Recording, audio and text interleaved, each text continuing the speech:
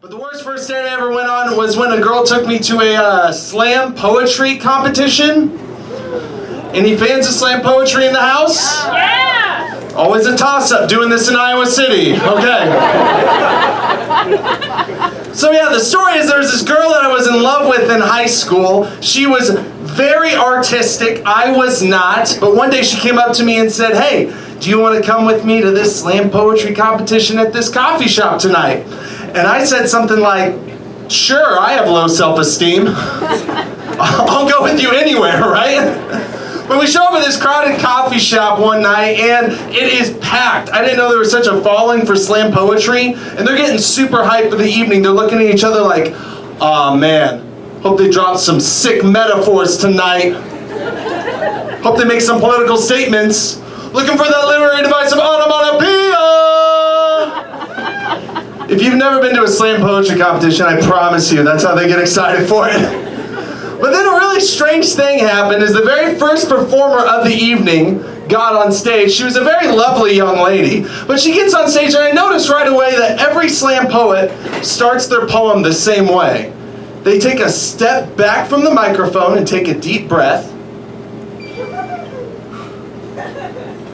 Step back up to the microphone, lift their head dramatically to let you know the magic's about to happen, right? And then this girl said the very first line of her poem, first poem of the night, which was, "When I was a child, my father used to beat me with a shovel."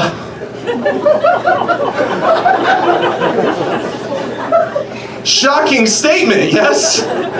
But a strange thing happened, ladies and gentlemen. She said that her father used to beat her with a shovel, and the entire audience started cheering and applauding. Cheering and applauding that her father used to beat her with a shovel, and I got frightened.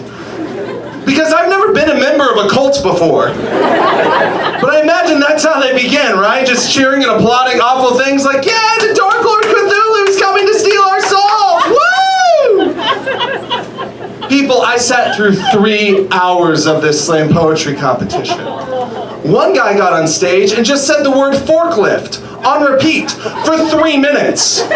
Forklift, forklift, lift, fork, forklift. And he won his round against another guy who got on stage and admitted that when he was 8 years old, he had a romantic infatuation with the ice cream truck driver in his neighborhood. And that guy got booed off stage. What are the rules to this game? Can someone explain it to me?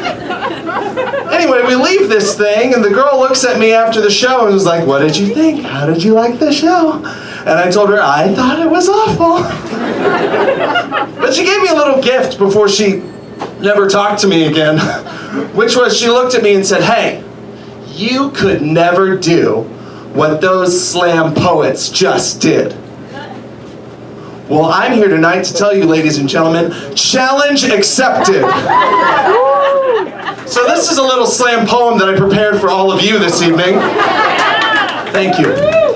It's about how I really feel about slam poetry, and I also wrote it to prove a girl that I was in love with in high school that she's wrong. Okay. Wait, first I gotta get ready.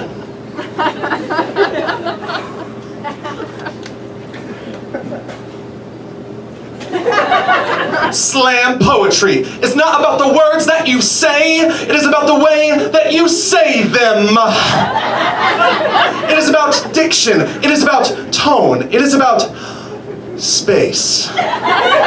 So you can say whatever words you want in whatever order you want to say them. And as long as your syllables are syllabic, as long as your consonants are emphatic, people will never know just how untalented you really are. Mandalorian kittens castrating Cthulhu's callous bunions. Because when you are so lonely that your only friends are the fellow singers in the bass section of your concert choir. When you're so impotent that your only lover is a Taco Bell quesarito with sauce that is fire.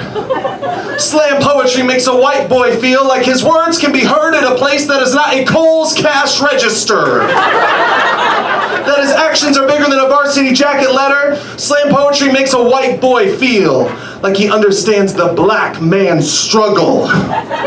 Because he quoted Martin Luther King in his 4th stanza.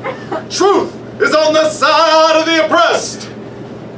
But you see, you've been fooled. You've already been had because that was a Malcolm X quote that I just said. So just remember, slam poetry is just words that are spoken, and also never trust the man behind the microphone. Whoa! That's right, take that, Jane Bukowski. And that's it for me, guys. My name's Carson Tuttle. Thank you so much.